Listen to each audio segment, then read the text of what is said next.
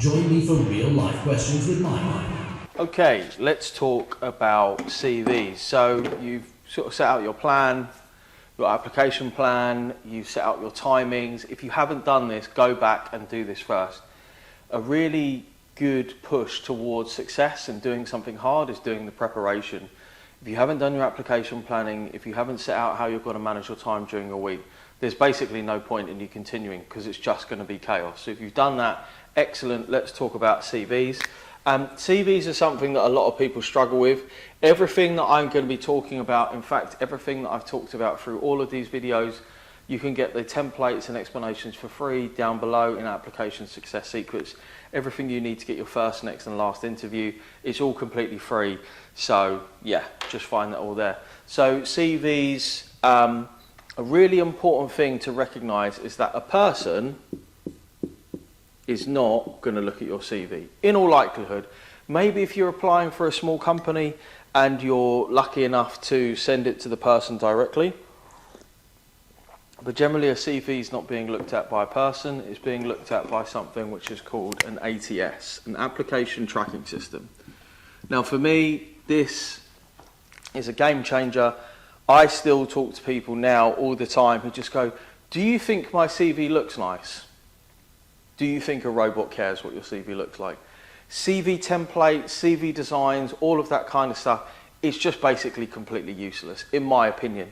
Now, it might be different if you're not in the UK, maybe if you're in the US or in Canada or India or Australia, and I know where other people watch these videos, but in all likelihood, all you need to think to yourself is my CV going to be looked at a human? If you're applying to Goldman Sachs, is someone at Goldman Sachs actually going to sit there and look at your CV? Now this might be slightly different for professionals, but to be frankly honest, I've used the same template since 2013. It hasn't changed. If anything, it's become more relevant in the last couple of years than it has been in the years before that. And there's a couple of reasons why. So with your CV, all you want to think about is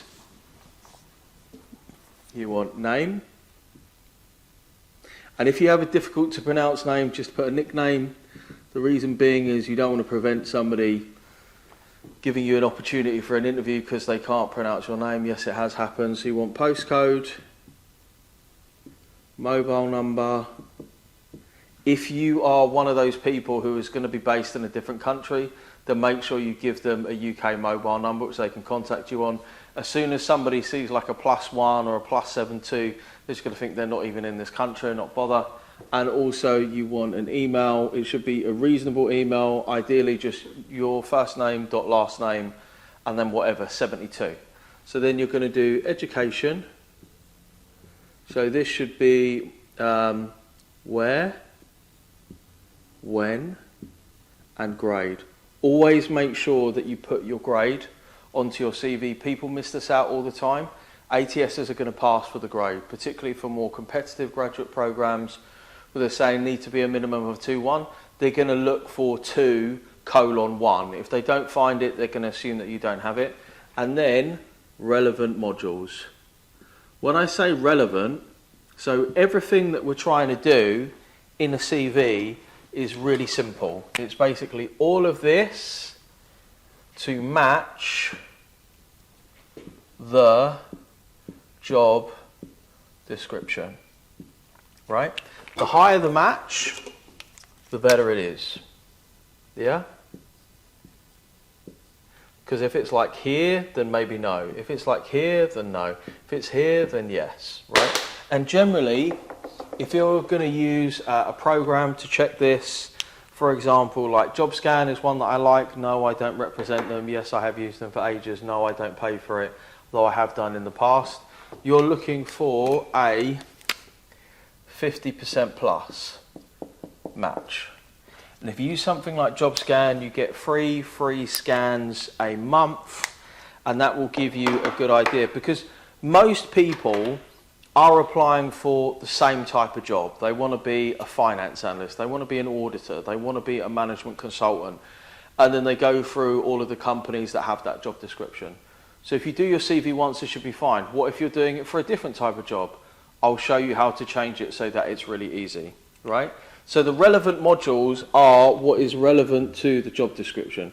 Anytime when I say well, it's relevant, it's not relevant to what you think is relevant or what you think is cool. It's just relevant to what matches the job description. Awards, scholarships, only put your dissertation if it's relevant to the job that you're applying to. If it's not relevant, don't put it. And really, this should just be uni.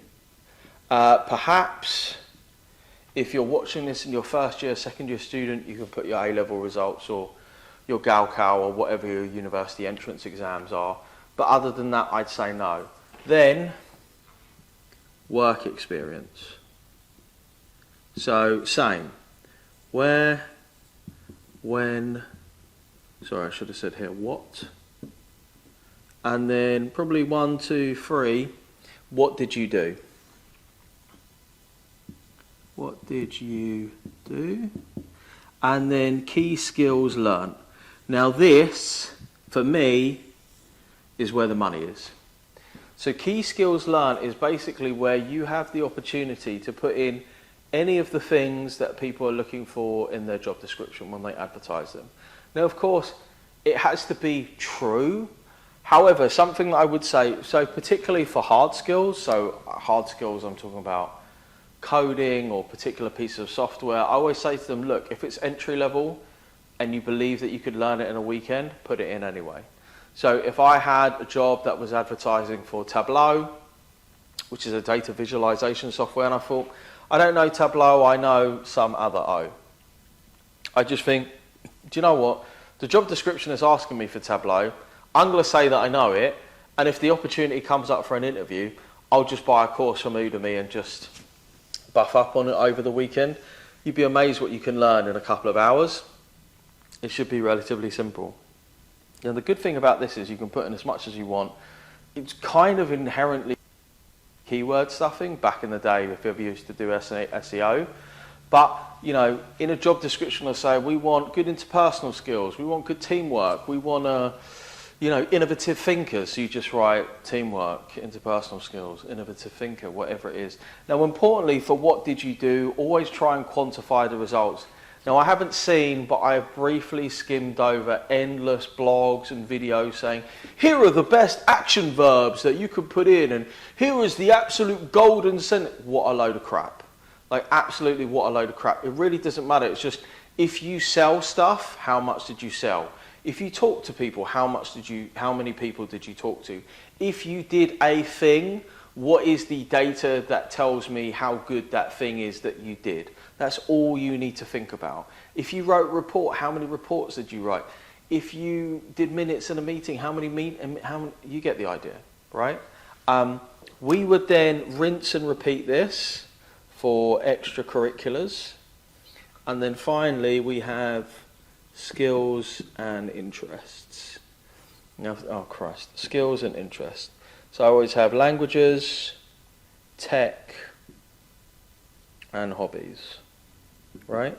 So for languages, if you're not business fluent, don't put it, you'll get caught out. I have had somebody get an interview for a management consulting firm claiming that they could speak German. They couldn't, they could only speak basic German. They got crucified, and it was really anxiety inducing for them.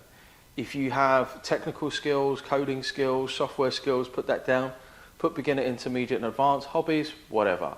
Try and have some hobbies, I think personally, that reflect the fact that you just don't spend all your time by yourself. I like to read, I like to play chess. Wait, I like to do all those things, damn it. Just something that shows that you're a team player. Do you need to provide references? No. How long should my CV be? Unless it's an investment bank, up to 2 pages is fine. Should I use headers and footers? No. It should be as blank and as plain as possible. And the really important thing with this is MVP, minimum viable product. A good CV should probably take you 2 to 3 hours. Again, when you're setting out your chunk of time, if you don't have a CV, then give yourself 2 hours and just say, right, I have to start sending off a CV as soon as this is done. Use Parkinson's law to reduce the amount of time that you have. Otherwise, if you're just trying to perfect it, perfectionism is a form of procrastination, right? That's pretty much your CV done. Anything else, this is explained probably much better in the CV template and instructions down in Application Success Secrets below.